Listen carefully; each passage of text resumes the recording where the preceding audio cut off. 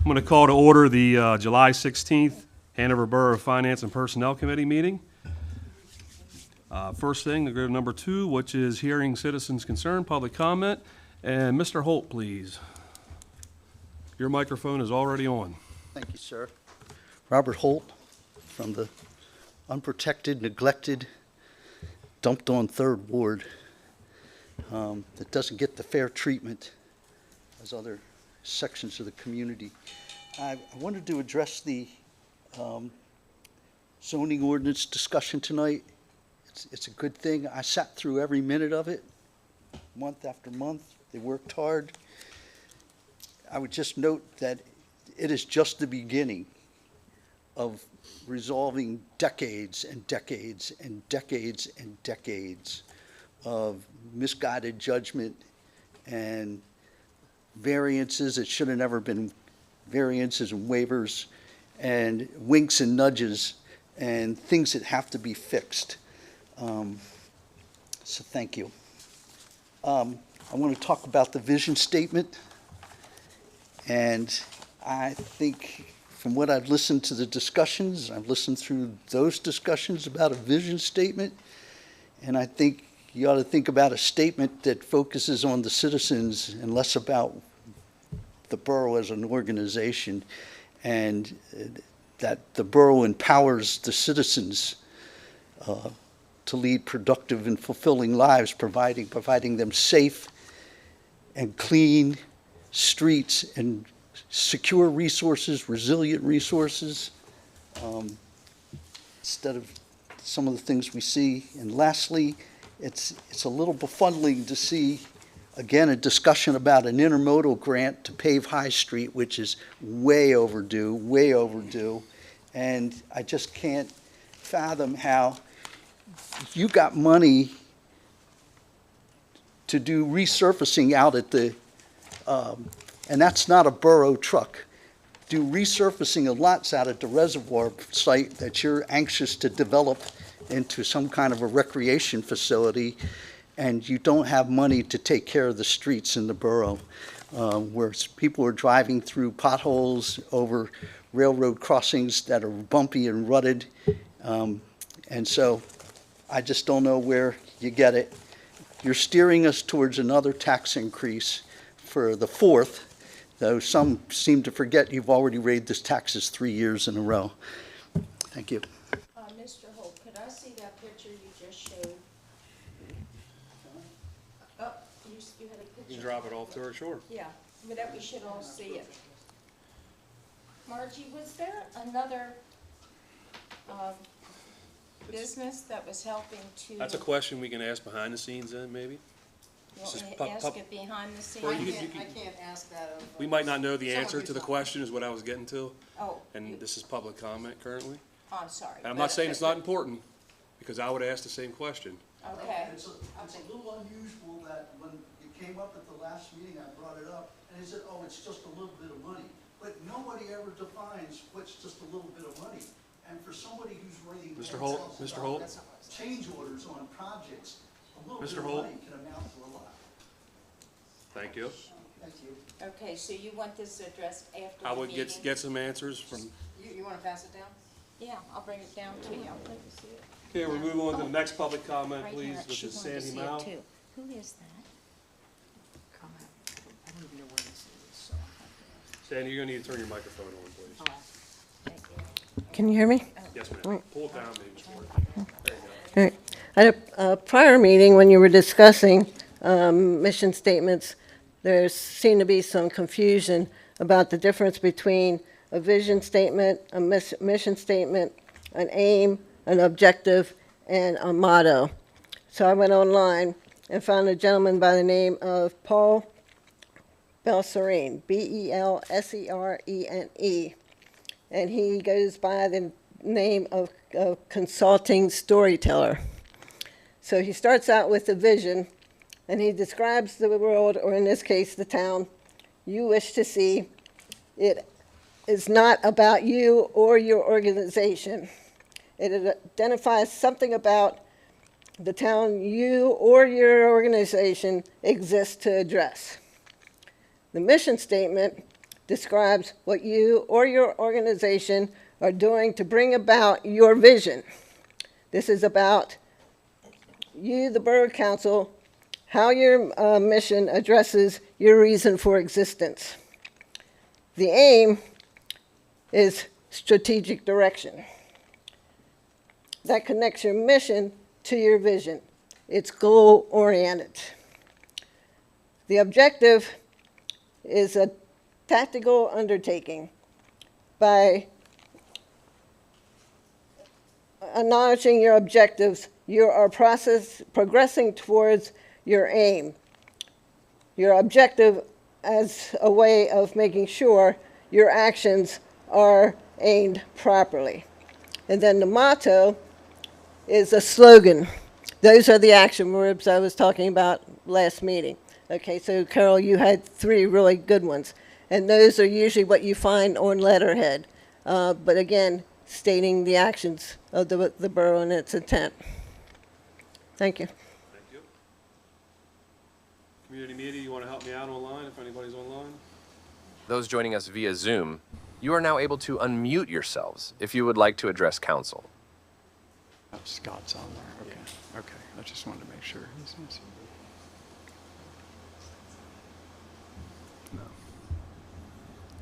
All right, seeing none, we're moving on. Number 4.01, which will be a presentation.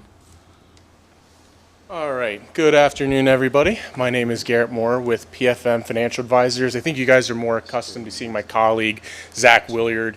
He unfortunately wasn't able to be here tonight, but he does send his regards. So what we're here tonight to present to the Finance Committee is the summary of the bank loan proposals that we received a couple of days ago. So if you set the stage a little bit, about 2 weeks ago, we were authorized to release a bank loan RFP to a number of different banks, both local to this area, more regional banks, statewide banks, and then even some large national banks, to solicit proposals for kind of funding the balance of the municipal complex and police complex project. The reason why we do a bank loan RFP, just to reset the stage, is depending on the market conditions and depending on, frankly, various banks' views of the market, certain banks on any given day might be more or less aggressive with their lending rates. So by casting a wide net, we hope, and hopefully the results will show, that we're attracting the lowest possible interest rate possible and the best possible terms. So again, that's why we're here today presenting the results of that RFP. That's why we went forward with the RFP process as opposed to just directly going to a local bank and negotiating with them one-on-one. We believe that the competitive process yields the best overall results. Jumping to page 2 of the handout, which I believe everyone has in front of them, every financial advisor needs a colorful interest rate chart, so this is ours. I won't belabor it too much, but I will say and point to kind of the bottom graph and give a little market update on what we've been seeing in the tax-exempt market over the last couple months. So I'll point your attention to kind of the far right end of the bottom chart. You see that spike in around April? That was Liberation Day. So that was when the tariffs were announced. The tax-exempt market, as well as kind of broader markets, went into a little bit of a tailspin. They didn't quite know what the impact was going to be to the economy of the tariffs. But then once, cooler heads prevailed, people had a better chance to think about and digest the implications and then ultimately get a little bit more information on what the actual final tariffs were. The market really did settle down and has normalized over the last couple weeks. And I'll apologize for jumping around. If you pay attention to this middle chart, that's a tax-exempt index that we follow going back over the last 30 years.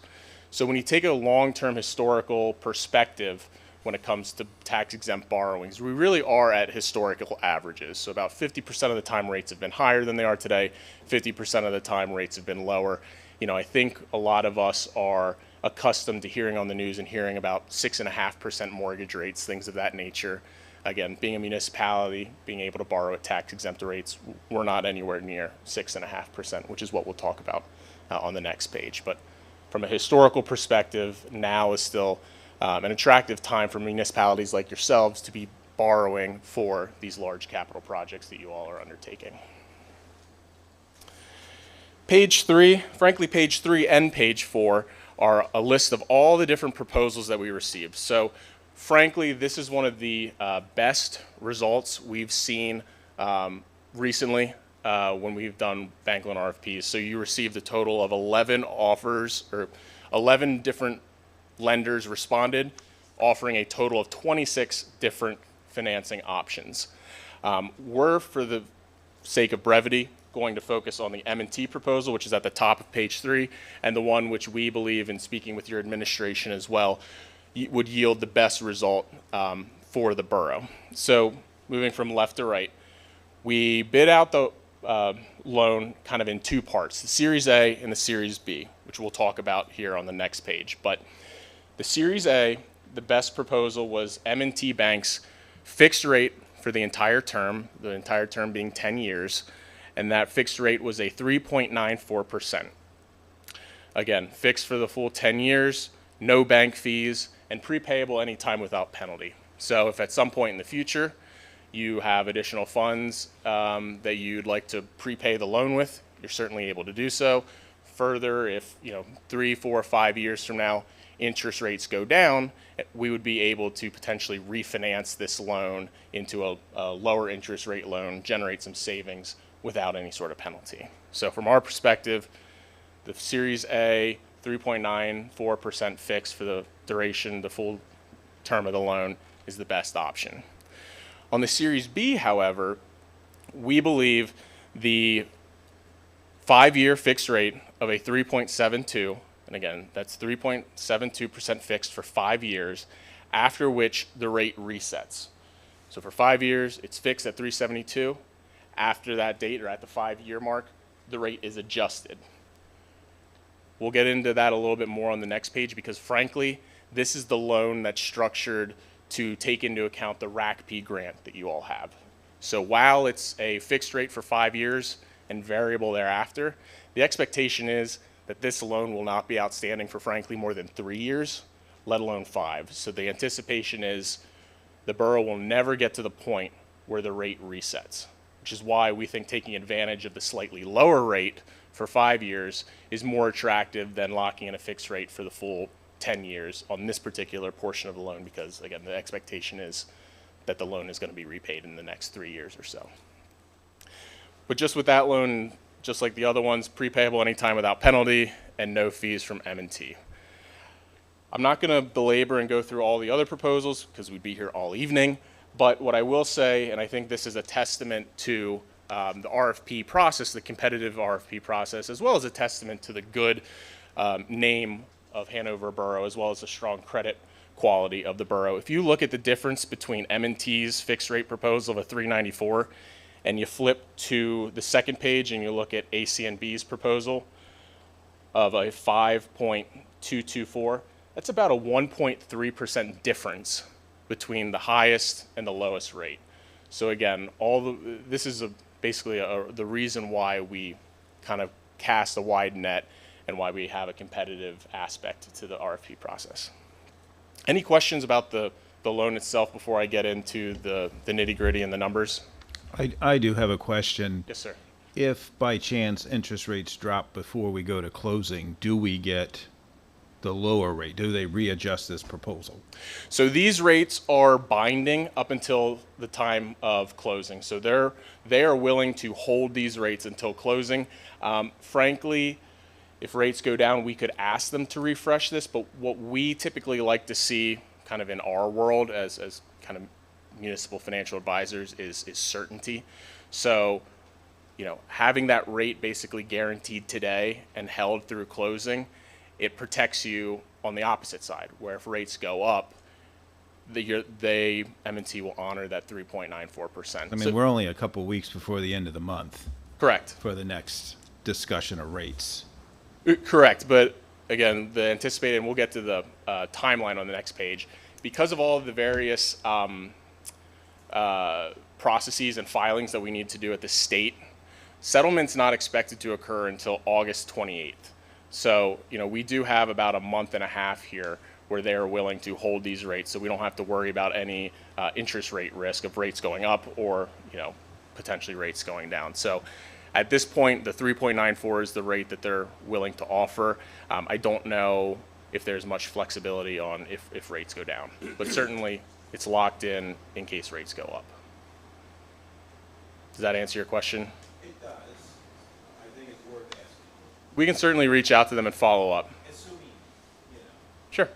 Absolutely. No, I mean, interest rates change daily. So we're certainly happy to relay the question to M&T and see how they respond. Absolutely. Be entertaining if there was another bank that came along down the line that had a better rate. Would you consider that? I think we already shopped it. This is the list we're going off of. Yeah, this is the list we're going off of. And I would ultimately defer to your solicitor. It starts getting into, how do I say this, some legal issues whereby we're in a public setting, we've announced the results of the RFP. It would be potentially disingenuous for a bank to call up and say, hey, saw the results yesterday, we're willing to offer a 2% rate.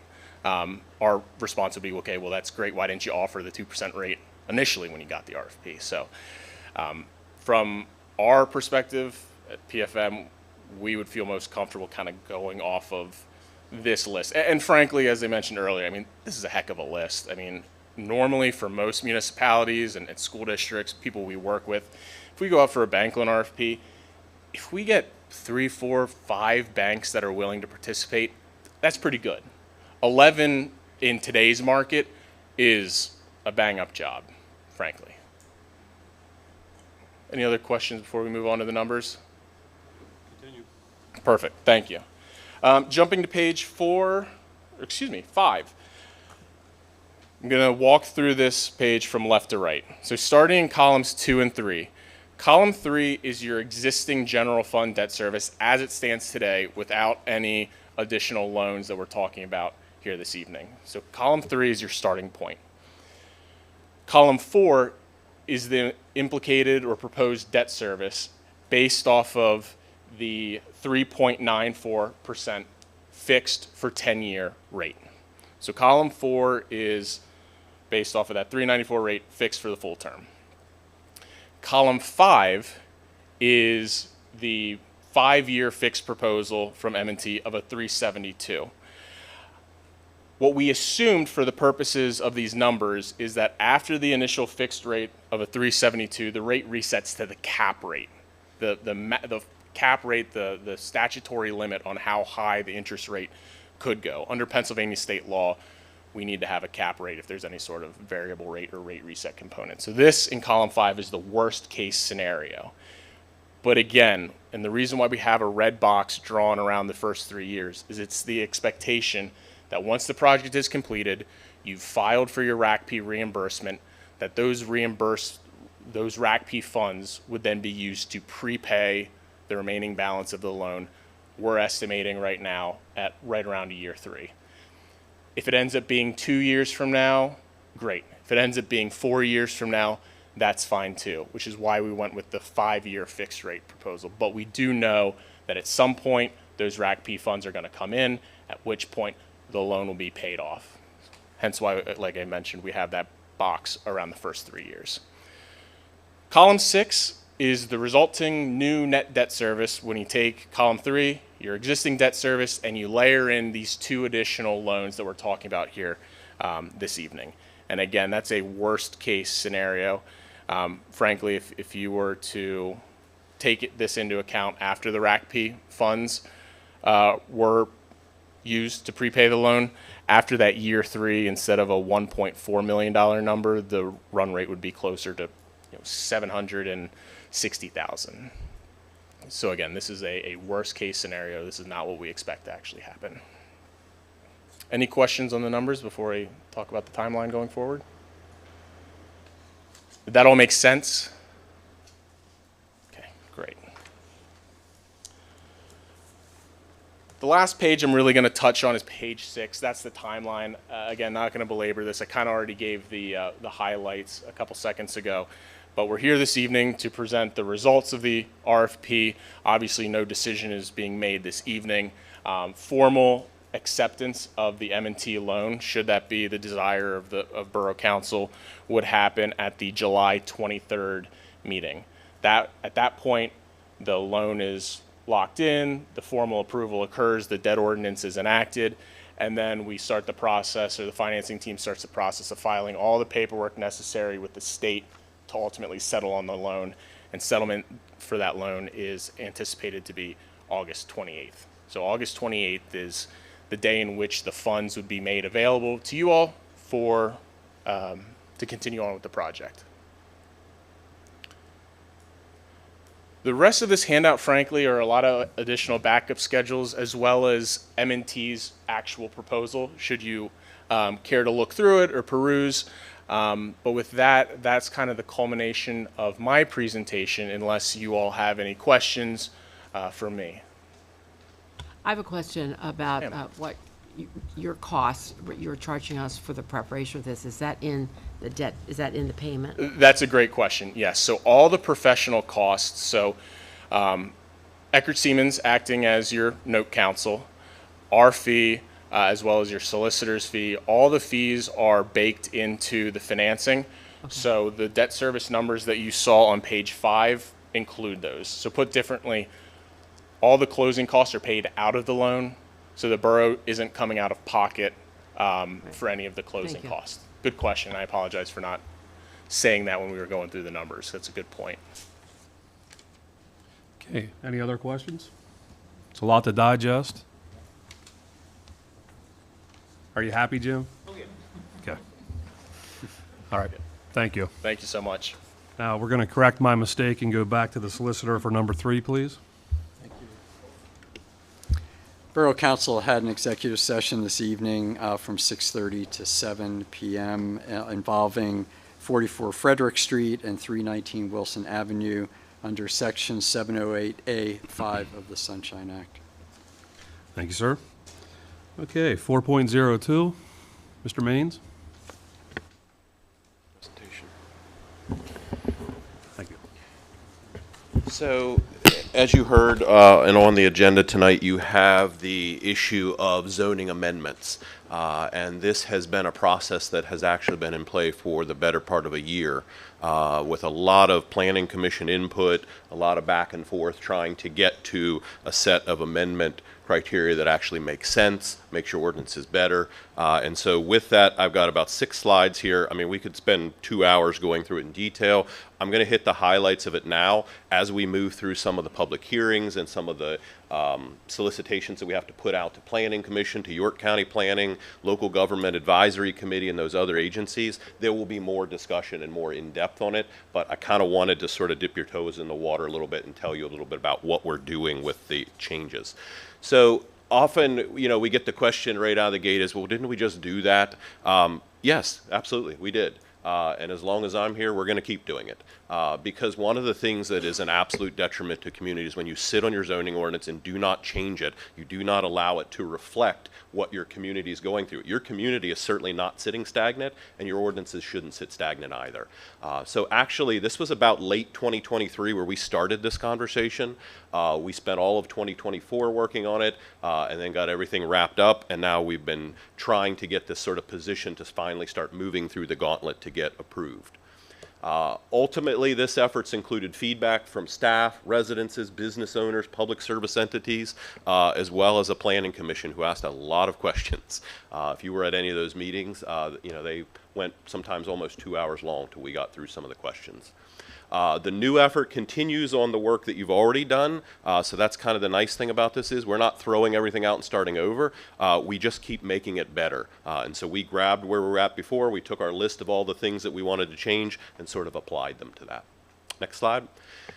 So what's proposed to change? So again, without getting into a 2-hour dissertation on all this, Largely, you're going to see some refinements to things like commercial truck parking, where commercial trucks are allowed to park, especially as it relates to residential developments. That's something that we see a lot of, and there really aren't regulations that allow us to control some of that. You're going to see changes related to multifamily dwelling uses and where they're allowed. So we've taken a hard look at what districts allow for multifamily. We've looked specifically at duplex housing uses and tried to understand where's appropriate for them to be located and where not. We looked at housing, we looked at density, we looked at restrictions on conversion units. Obviously, that is something that this borough is very engaged with, is where units, sometimes big houses are sort of cut up into multiple units. And we want to make sure that we have controls, that we're part of that conversation so that we can drive where that ends up. Other things, always when we look at these, we're looking at discrepancies, things that maybe we thought coming out of the gate were clear, but once you kind of put them to the test and you get plans and you get zoning applications and things in, you're like, that doesn't really make a lot of sense to me. So you have to go back and kind of refine those. And again, that's why I'm always an advocate that your ordinances should always be changing and keeping up with you. Next slide. So some things specifically changing. Tree removal requirements have been refined. We took a big stab at this in 2022, putting some pretty robust tree removal requirements in.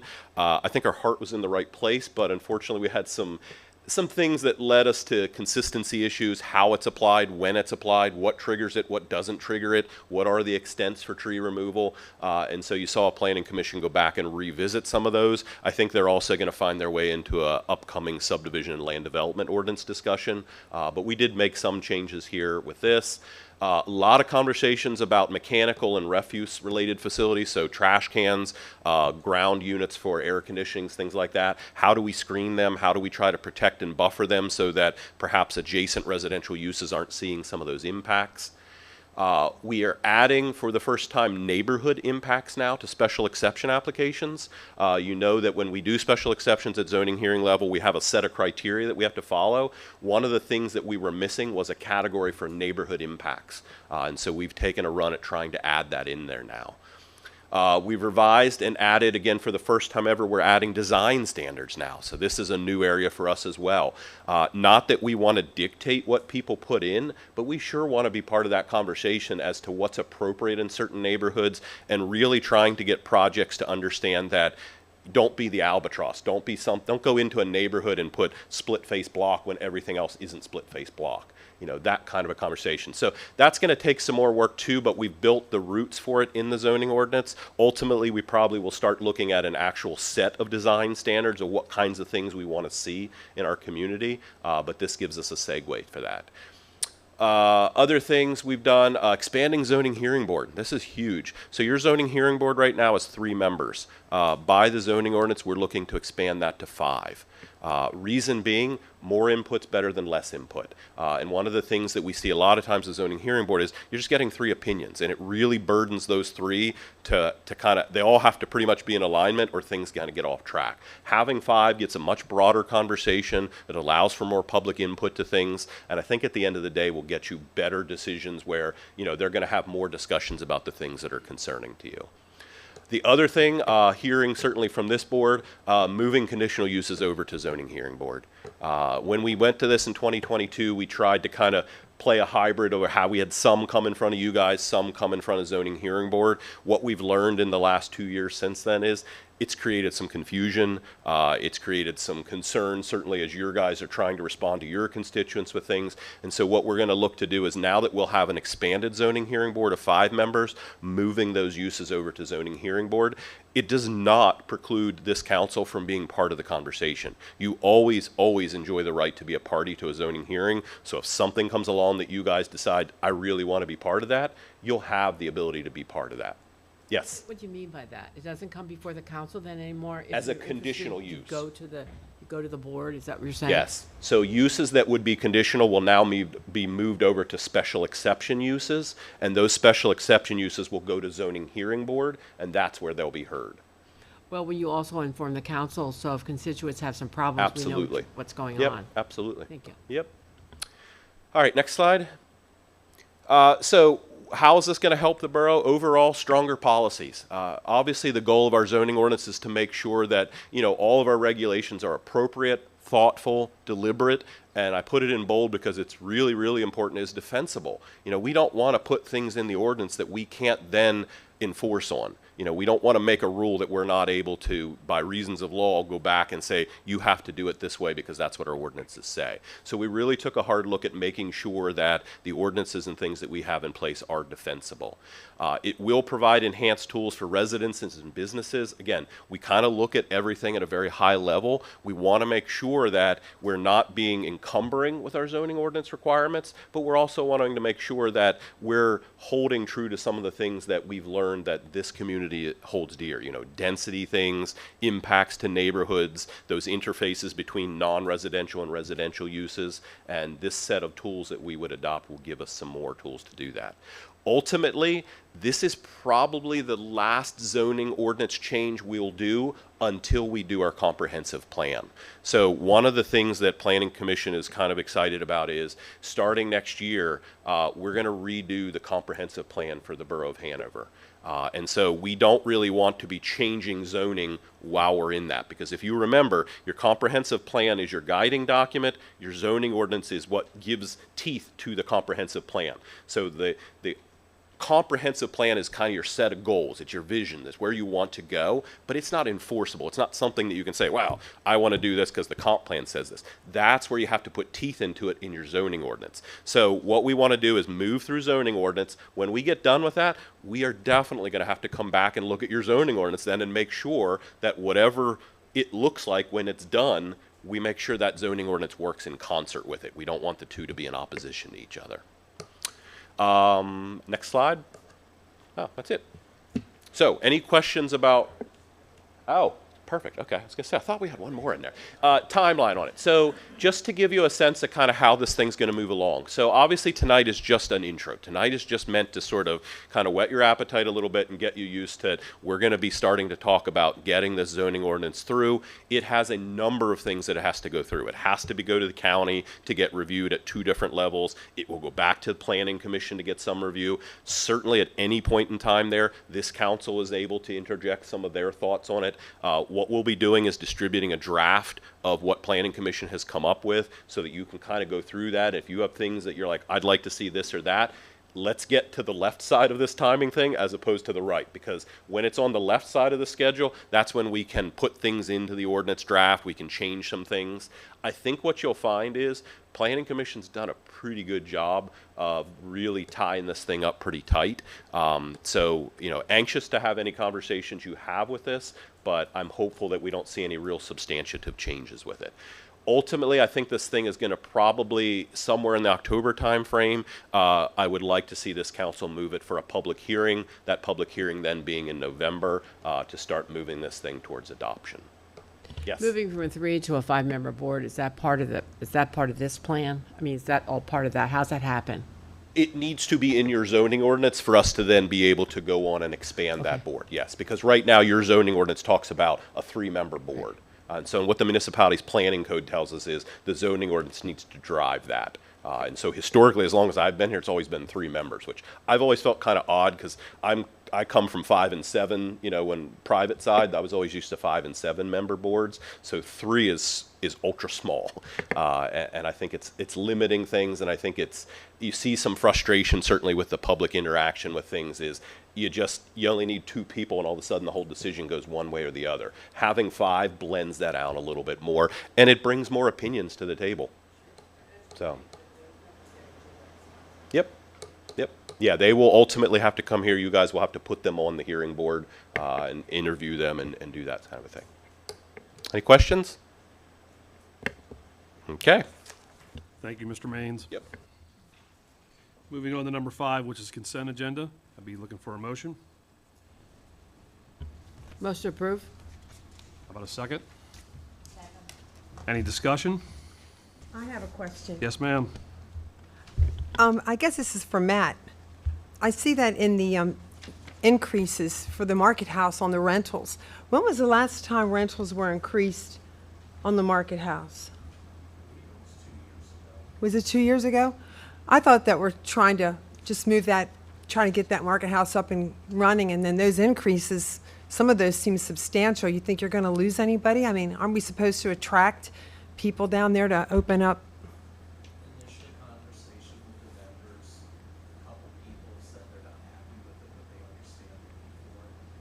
The goal is for the market. Could you come up? Yeah. So the goal is to have the market house not operate at a deficit, which it's currently doing. So the increases will help remove that deficit. So you don't think that would be, do you have any other people coming in? I'm just a little concerned that you'll lose people and then the increase won't make up for the deficit. There's constantly people inquiring about space in there. One of the biggest issues we run into is restaurant space, because that is very limited, and we have people that want to open up restaurants in the market house, but we're able to, a lot of times, if they can get a home kitchen permit through the state, we can have them sell things pre-made. So right now there is not a fear that we're going to lose people because of this. Because if you take the increases, they're very minimal. They're like in the $9 to $10 a week range. So spread out over the course of a year, it's not as large of an increase as it appears on paper. Okay. Okay, thank you. Yeah, so the Thursday night markets help too. That's been a tough read so far because the weather has either been ungodly hot or it's rained. So it's a work in progress, but it is a steady crowd coming in. It fluctuates week to week based on the weather, but that's another thing that we put in place to try to help balance the budget at the market house, because the goal is not to have any borough money paying for the deficit that might be existing at the end of the year. Understood. Thank you. Yep. Okay, any other discussion? Okay, not seeing any. All those in favor, signify by saying aye. Aye. Opposed? Motion carries.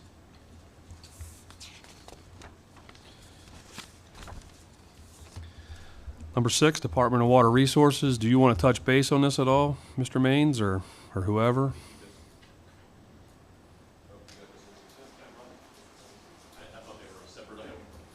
Yeah, just real quickly. So the issue of water supply allocation and sustainability has been a topic that we've been talking about. I'm going to go back to 2023, actually, when we started talking about this. And quite simply, the concern that was expressed by council, and certainly we've heard it from the public as well, is, are we overextending our water supply? Are we giving away water to new developments that perhaps we should be concerned because we have an existing customer base, and if we get into certain historic drought levels and things, we might have what we call days of unmet demand. And that's not where we want to be, not as a water provider. And so what we've been wrestling around with since 2023 is, how do you address that? You know, what do you do to try and figure that out? And we've been down a number of different rabbit holes. We've tried a number of different alternatives. I've gone to the solicitor with a couple ideas, and you know, we've not been able to get them to work. We have one now that works. And that's what's in your packet. It outlines a strategy which basically it puts a sort of equitable burden on the developers to develop their own water supply. And what I mean by that is, I don't want individual developments to go out there and build their own wells. The last thing I want is 50 wells all over the borough. But what it says is, go out there and figure, if we weren't here, if the borough was not there, what would it cost for you to build your own water supply? What would it cost for you to find a well, drill a well, get the well commissioned through the state environmental protection? What would that cost you? Whatever that is, that's a savings that we would provide to you if you connected to our system. So the idea is that you would contribute that amount of funding to us, and it would go to a dedicated capital water supply fund. And what that fund is going to do is, that's going to fund our effort to find a single unified well that provides that additional capacity, that provides that additional sustainability, so that our water system doesn't have to worry about days of unmet demand. So when we look at this, this is really setting policy that is going to help protect the borough 10, 15, 20 years into the future. And that's what we should be doing. We should be looking at that beyond just where we're at right now.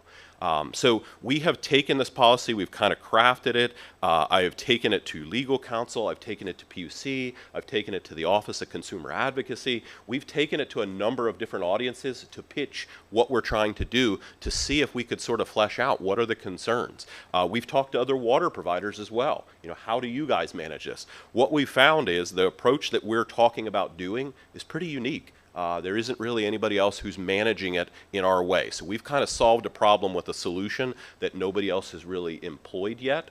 It's not to say that it's wrong, it's just, it's different. And it took us sitting down and, since 2023, working through alterations of what this could look like for us. What is good about it is, it's equitable. It doesn't hold the developer any more responsible for then what his development strain, what he puts on the system. So it's not making him, I'm not saying to the developer, hey, you have to go give me an entire new well for the rest of my borough just because you did a project. It only holds them accountable for their specific project and what demand that puts on our water system.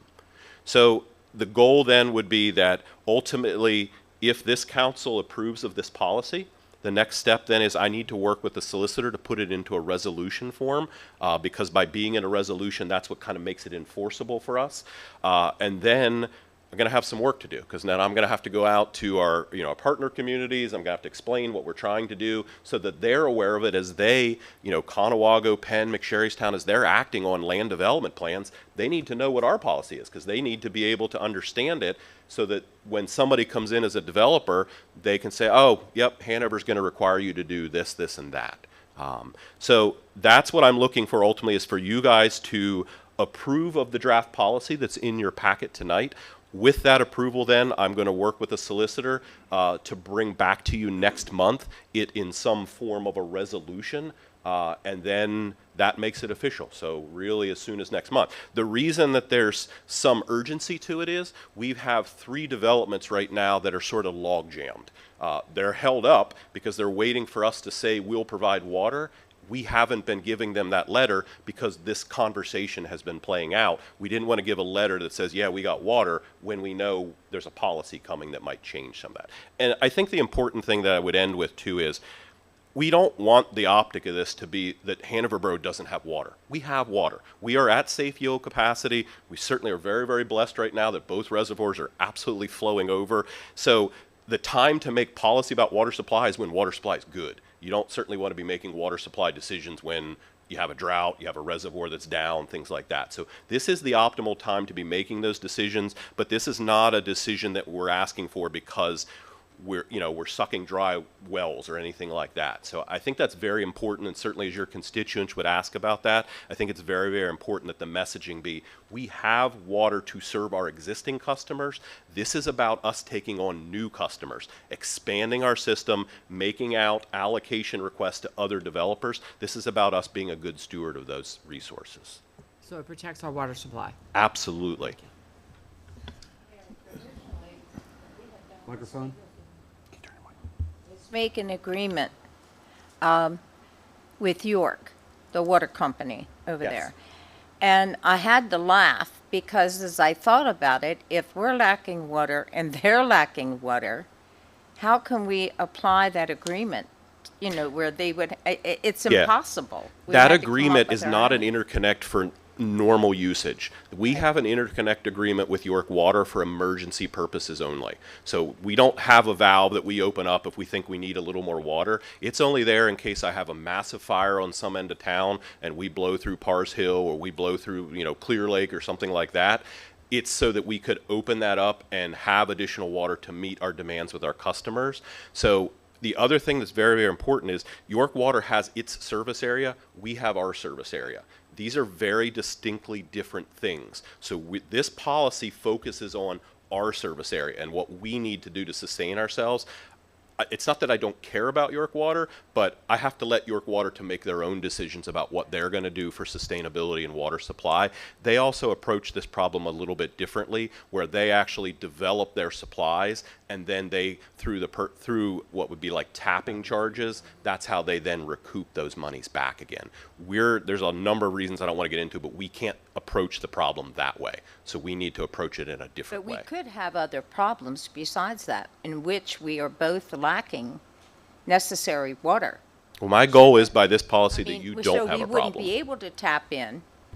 I wouldn't see how they would allow us to tap in if their shortage is also present at the same time that ours is. Do you understand what I'm saying? We're in a close area where, yeah, one wants to, we're here for you, you can tap into the supply, but if we're both having a severe problem, how Correct. do you tap into that? I don't think you And can. I don't think you can, but I don't think we Right. need to, because again, our interconnect with them is not for normal water supply. Right, and It's I only for understand emergencies. that. Right. So I think this policy sets us up to be more sustainable in those situations. Right.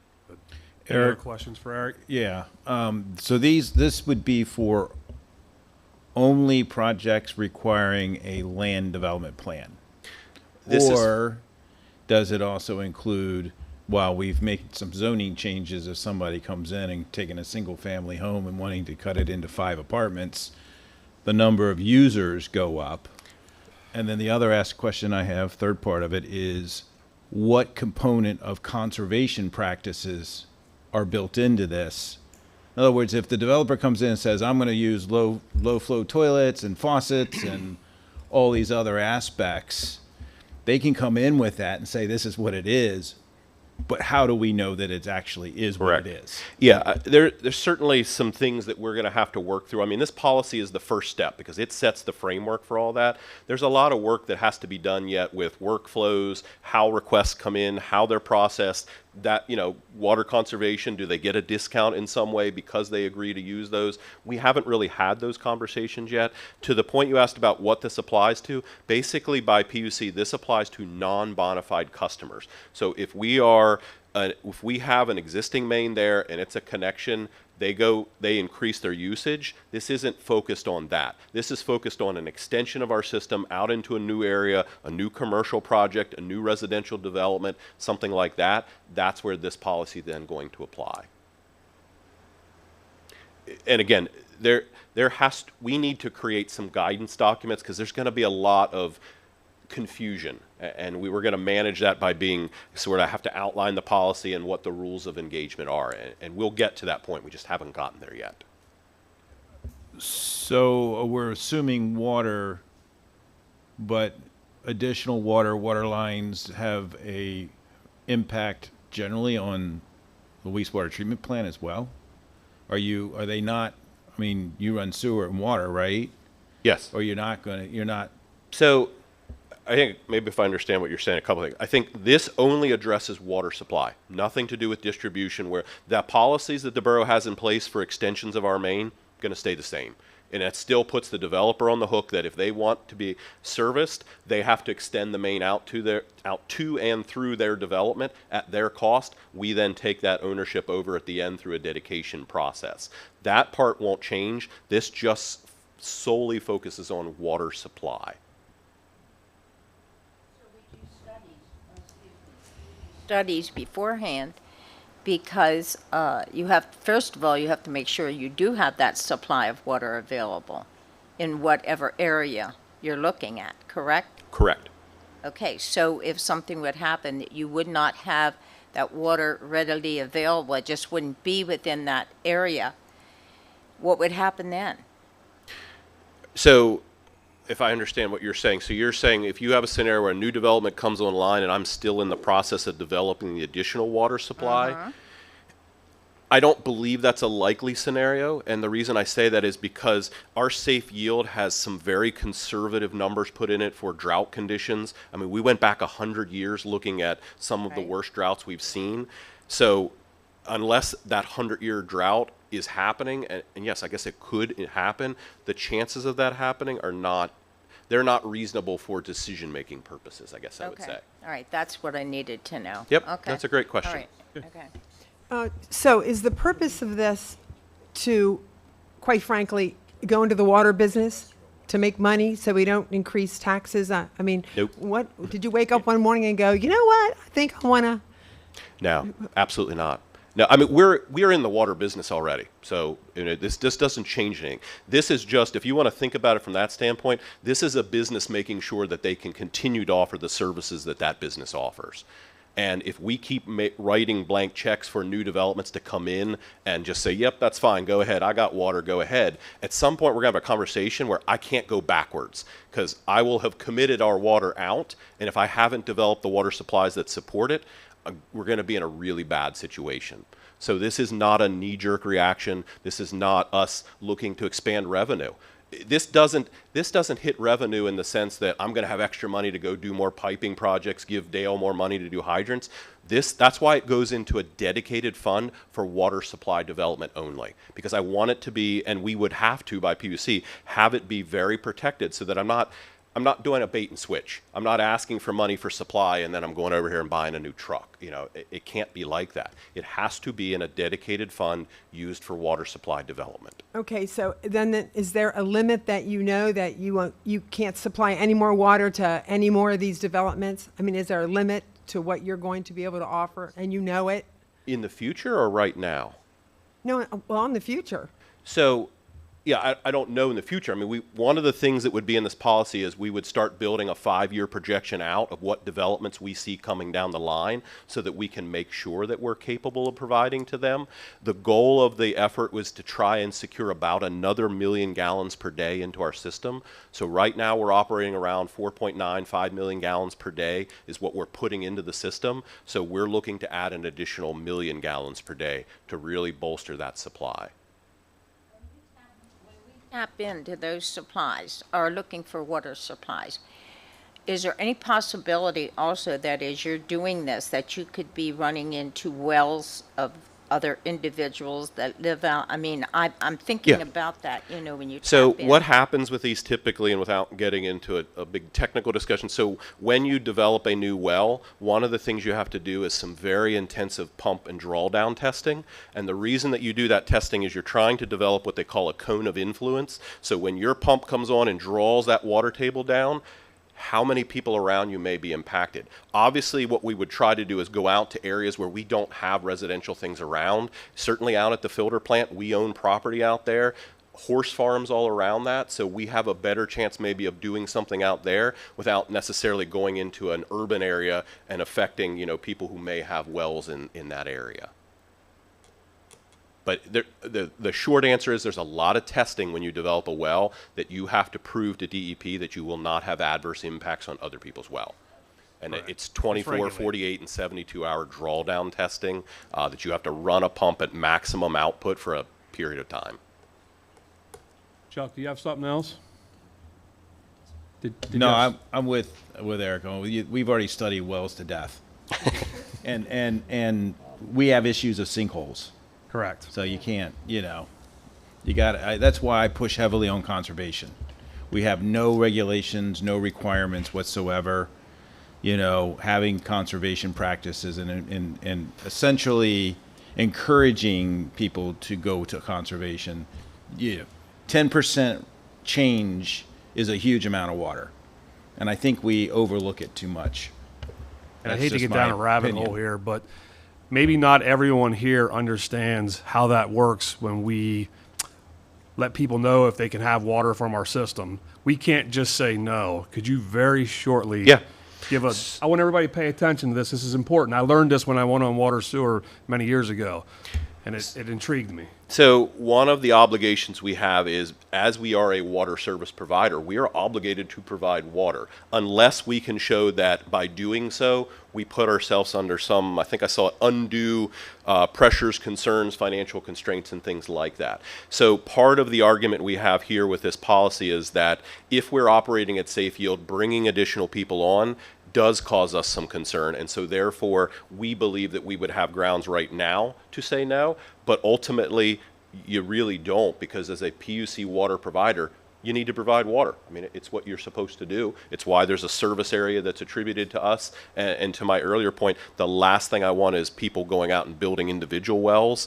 That's very counterproductive to a water system. Thank you. Yep. Any other questions for Mr. Maines? Okay, not seeing any.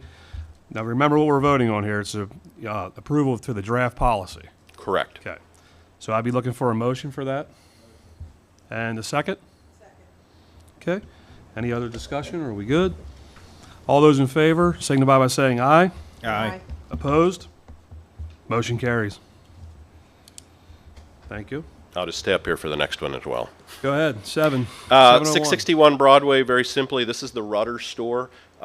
They had submitted, and the borough has a performance bond to make sure that they did their stormwater improvements. This goes back some time ago to when they expanded the store. If you notice, they changed their parking lot, redid the sidewalks. If you actually go around to the rear of the store, they have a paver block system installed there that actually has a large stone bed underneath it. So we pushed them towards infiltration practices, and so this money was being held to make sure they did that. They've done it. It works. They're keeping up with it. So now the municipality's planning code tells us we need to give that money back to them. To do that, I need a formal action from this council to do it. Thank you. Any other discussion? We good? All those in favor signify by saying aye. Opposed? Motion carries. Thank you. Moving on to 8.01, recommendation award of the transfer station hauling bids. Recommend bid award to apparent successful bidder, Mid-State Hauling LLC, in the amount of $216.75 per trip. I would be looking for a motion. Second. Okay. Any discussion? Okay. All those in favor, signify by saying aye. Aye. Opposed? Motion carries. 901, governance. Discussion on vision statement. At our governance committee meeting, we took a look at the information that was presented to us from the retreat, and we decided that we wanted some additional information. We were in no rush, and we decided that we wanted some additional information to make sure that our vision was a clear vision, a vision sort of a way out kind of thing, like for years ahead. Some of you may recall you got some information sent to you. 3 people responded to that request. So the governance committee will go back and take a look at what we received from those 3 people and look at the mission statement or the vision statement that came out from our retreat, and we will come back to you with a vision statement. I quantified that statement. You have no input. So when we bring it back to you, I hope you like what we have done, because we would like your input, and you don't give any input, then we have to deal with the input we receive. So we'll deal with what we receive, bring it back to you for your approval. And we'll work on some of the other statements as well. And we may reach out to you again, but not receiving any information back makes it hard to get the information from the rest of the council. And I would just add, and this is certainly not a reprimand, just an observation. I've been on this council for a long time, and there are many things that come out, and many people do not respond. And that's disrespectful to the other people who work on the council, and disrespectful to Margie, I think. So when people send something out, just like, no, I don't want to do it, or I don't know what you're talking about, just some sort of response would be really very nice. So I thank the people that did respond, and we'll work on that, and we'll bring it back to you. So that was my report. Thanks. Thank you, Dr. Rupp. 10.01, do you want to discuss this at all briefly? Does anyone have any questions about the locker disposal? These are the lockers that the police officers are currently using over at 44 Frederick Street. They're in rough shape, but they have some sentimental value to the officers. We would be disposing of them, probably scrapping them, and they may not even get anything for us in scrap. So there's no value to them, so I allowed Chad to tell his officers to take them as if they were value. So, and that doesn't require a vote of council, but I am required to tell you that we did that. Okay, thank you. Correspondence was in our packets and information. Moving on to number 12, which is additional public comment. Mr. Holt.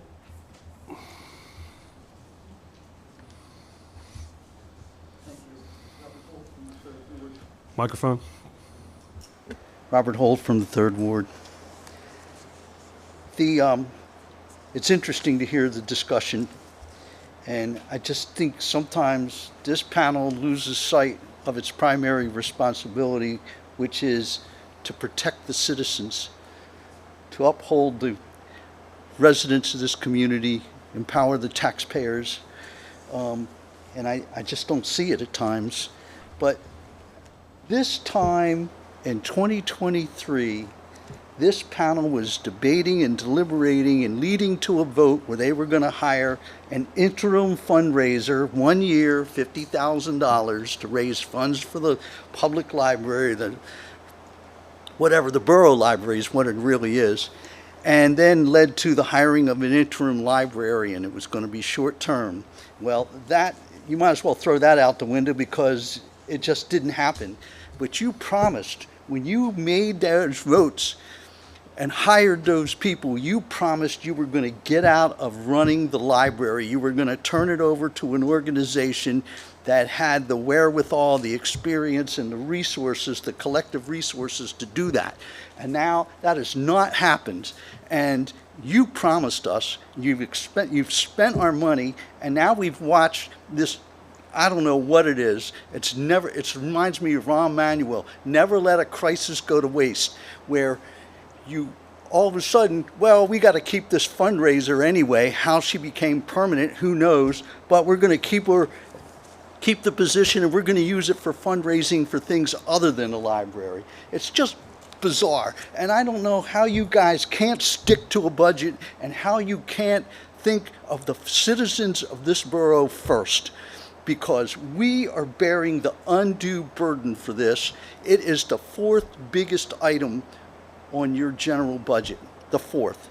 It was probably at one time the third, but you know, with the infrastructure and things like that needing improvement.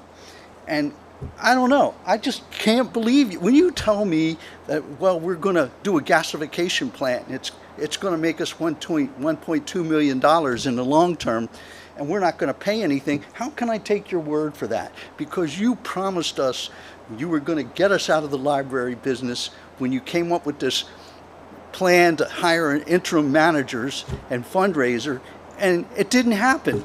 And I just, you know, I see this car now painted Recreation and Parks, and it's got Bear Library on the side of it. It's just totally bizarre. It's like become untouchable, and whatever they say is meaningless. Whatever they say is meaningless. And there's free advertising for Market House. So with the Market House that the taxpayers are subsidizing businesses that are not even local businesses. And they're dying to get in here because they charge excessive rates for what they sell. And I just think I've been betrayed, because this is not what you promised me 2 years ago. This is not what you promised the citizens 2 years ago. And it's time to step up, man up, and let the deeds become the most important thing.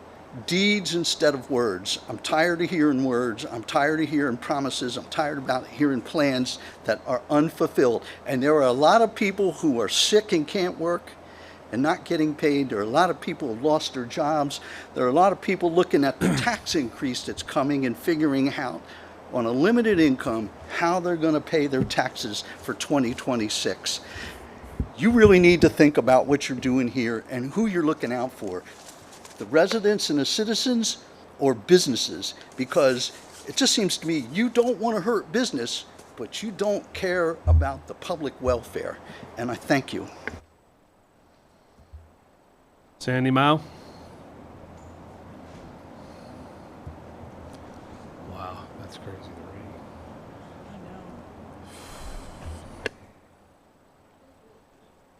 read. I just wanted to update this committee with items that I brought to the attention of the Library Board of Governors last week.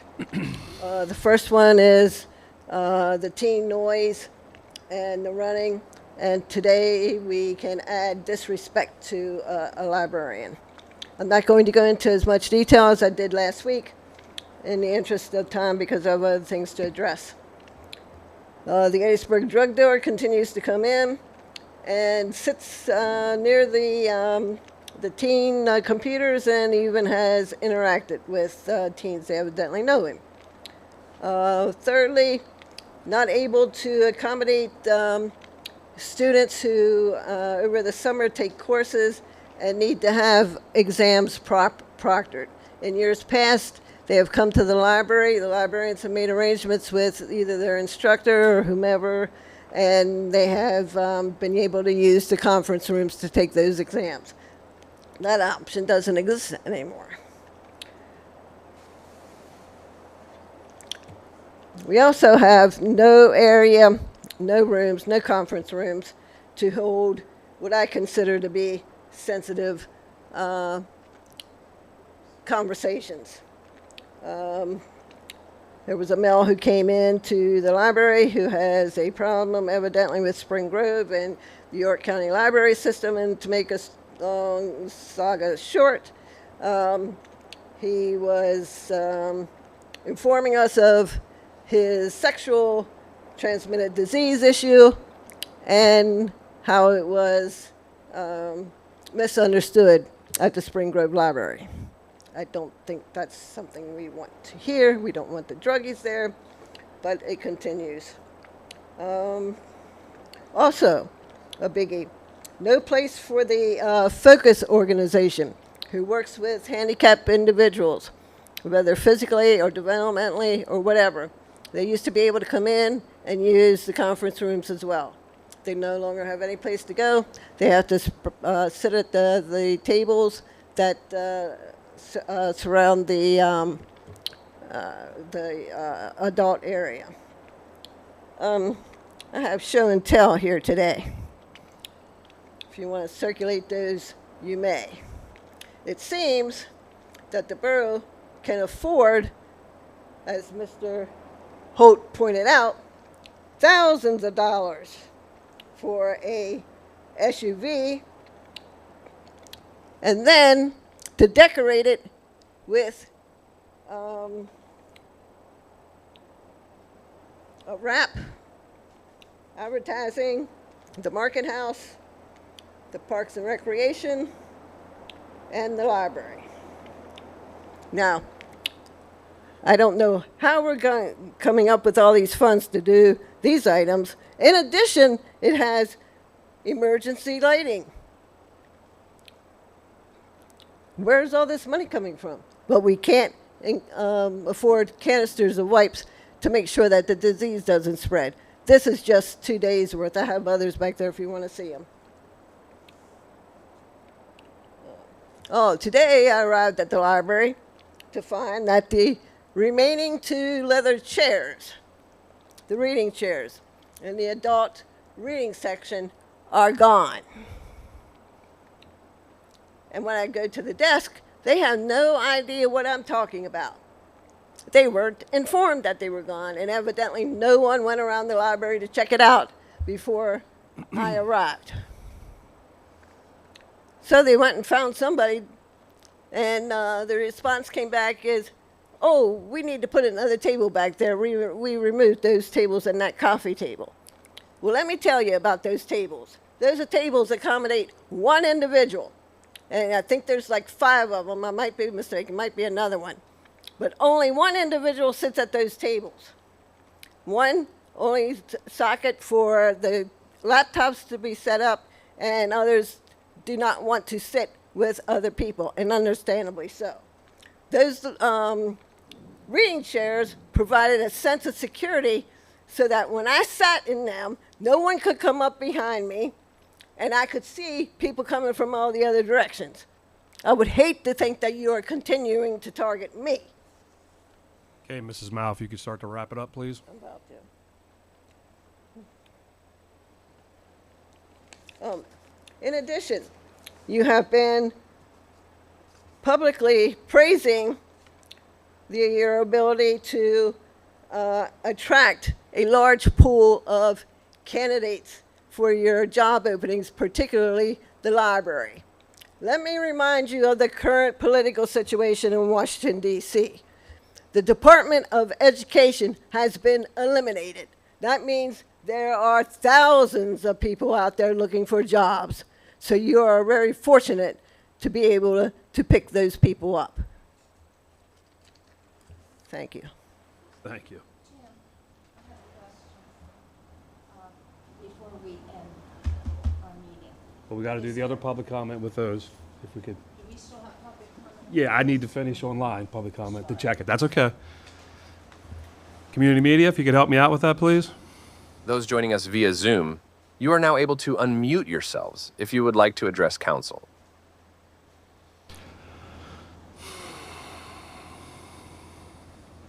Okay, thank you. Can I ask what this pertains to? Yeah, is it possible to get the amount, both Sandy Mount and Mr. Holt have requesting the amount that we're spending? Did that come from a specific budget to do the car that? Well, that's, I mean, maybe, I'm maybe kinda we can get that sitting there. information. They'll Can be you here, get that for but me? they're, well, we can get that from them, but we can answer those questions maybe next week. Oh, yeah, could we do that, Margie? Okay, thank you. Thank you. It was budgeted though, the car was budgeted. Okay. Yeah, see, I'm getting hit here, and I don't have the answers, and It's I'd in the like to budget. get the answers. It's in your budget. Okay. so. Thank you. All right, number 13, announcements. This one, the annual night out will be held on Tuesday, August 5th, 2025 at the Directional School, otherwise known as Southwest Emory H. Markle Middle School, 225 Bowman Road, Hanover, PA, 5:30 p.m. to 8 p.m. Also, second announcements, please plan to exit the building within 15 minutes following adjournment to staff, so staff can secure the building and depart for the evening.